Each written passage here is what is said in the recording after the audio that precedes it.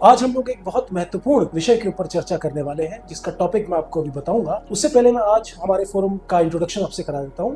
मेरे right side पर बैठे मिस्टर राजेश नेगी, मेरे लेफ्ट में मिस्टर आर्य खान सर और उनके लेफ्ट में मिस्टर अमित चौहान सर।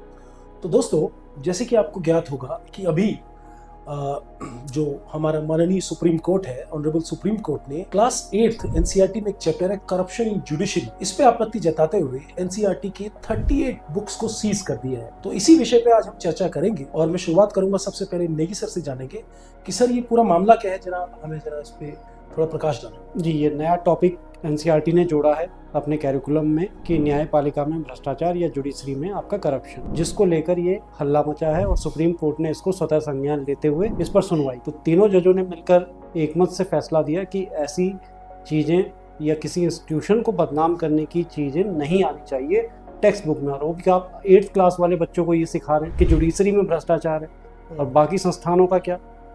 तो इसको आपका पूरी तरह से उन्होंने डिस्कार्ड कर। जी बिल्कुल, धन्यवाद सर।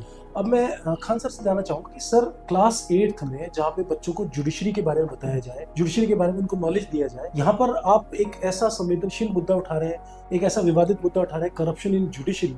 तो आपकी क्या राय है? जी जोशी जी, बड़ा अच्छा क्वेश्चन आपका है।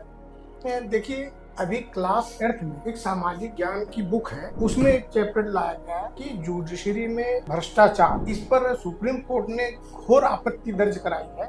पहले एक चीज मैं बता दूं, इसमें दो चीजें हैं। सुप्रीम कोर्ट में न्यायपालिका में भ्रष्टाचार कैसे व्याप्त है इस विषय पर लिखा गया है, और साथ साथ जो लंबित मामले हैं उसमें ये भी लिखा हुआ है कि 81,000 मामले ये सुप्रीम कोर्ट में लंबित हैं, 62 लाख मामले हाई कोर्ट में लंबित हैं और 5 करोड़ मामले हैं वो लोअर कोर्ट में।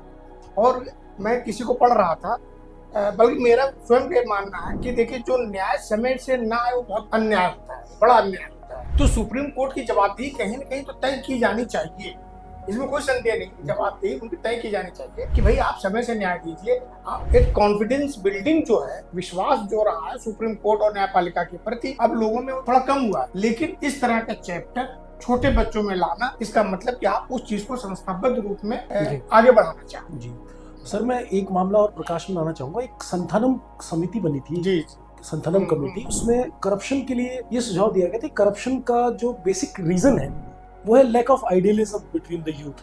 तो आपको नहीं लगता, मैं चौहान सर से जानना चाहूंगा कि बजाय कि इस तरह के विवादित चैप्टर्स के, करप्शन का मूल कारण क्या है, उसका निवारण कैसे हो सकता है, उसके लिए कैसे आदर्श जगाए जाए, ये एनसीईआरटी में होना शायद चाहिए। आपको के संथानम की कमेटी की बात। जी जी जी जी चौहान सर। जी बिल्कुल, आपने सही कहा। 8वीं क्लास का बच्चा हमारे देश का भावी नागरिक होता है। उसने आगे जाकर देश के विकास में अपना योगदान देना होता है। तो उसमें उस बच्चे के अंदर इस तरह की नकारात्मक चीजें डालना कहीं से भी उचित नहीं है। देखिए, मेरा मानना यह है कि जब भी सरकार केंद्र में बदलती है तो देश में सबसे पहले एनसीईआरटी की किताबों के सिलेबस बदले जाते हैं और शुरुआत होती है हिस्ट्री से या सामाजिक विषयों से, और उसी को लेकर जो है एनसीईआरटी या जो है कटघरे में न्यायपालिका ने एनसीईआरटी को कटघरे में खड़ा किया है। मुकुल रोहतगी जो उनके सरकार के वकील हैं, उन्होंने कहा कि भाई एनसीईआरटी ने माफी मांग ली है।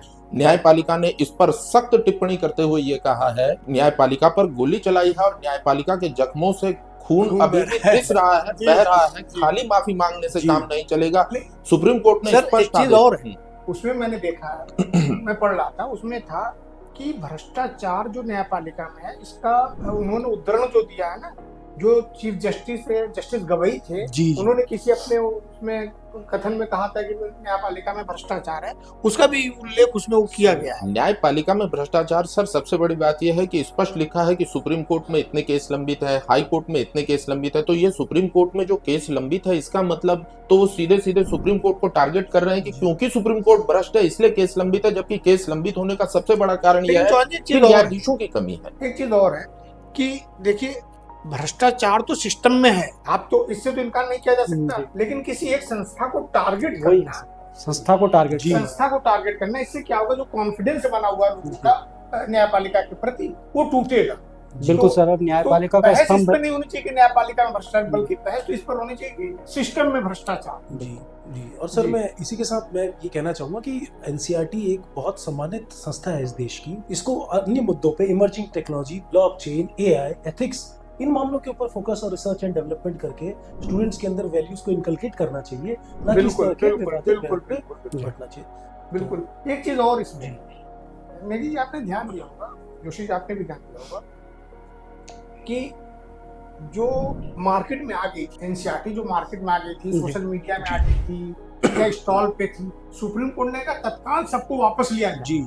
और ये आपने क्रिमिनल हाँ, मतलब क्रिमिनल एक्टिविटी है। क्रिमिनल एक्टिविटीज को माना जाए। क्रिमिनल एक्टिविटीज को हाँ। माना जाएगा, न्यायालय की अवमानना का केस चलेगा। सुप्रीम कोर्ट ने साफ आदेश दिया है कि इसके पीछे जो जो लोग हैं, जिन्होंने चैप्टर तैयार किया है, जिन्होंने मंजूरी की है, उन सबके नाम हमको लिख कर दीजिए, हम अग्रिम कार्यवाही करेंगे। और डायरेक्टर भी बुला दिए। डायरेक्टर को जो है तलब कर लिया सर, गया। मेरा तलब तो ये कर मानना दिया है गया। कि सही शिक्षा भी प्राकृतिक न्याय है और न्यायपालिका ने अपनी नेचुरल जिम्मेदारी को यहाँ पर बिल्कुल निभाया है। बिल्कुल बिल्कुल और सही शिक्षा लोगों को मिले, तो इस जिम्मेदारी को न्यायपालिका ने बखूबी यहाँ पर सबसे बड़ी दुख की बात तो ये तो है कि एनसीईआरटी केवल पॉलिटिकल प्रोपेगेंडा बन गया है, सरकारी चाहे किसी की भी रही, जी। किसी की भी सरकारी रही। तो देखा आपने कि हमारे जो सम्मानित सदस्य हैं उनकी क्या राय है यहाँ पर, और कंक्लूजन यही निकलता है कि एनसीईआरटी को अपनी एक भूमिका, एक जिम्मेदार भूमिका समाज में निभानी चाहिए, गरिमापूर्ण तरीके से। गरिमापूर्ण तरीके से। ठीक है सर, धन्यवाद।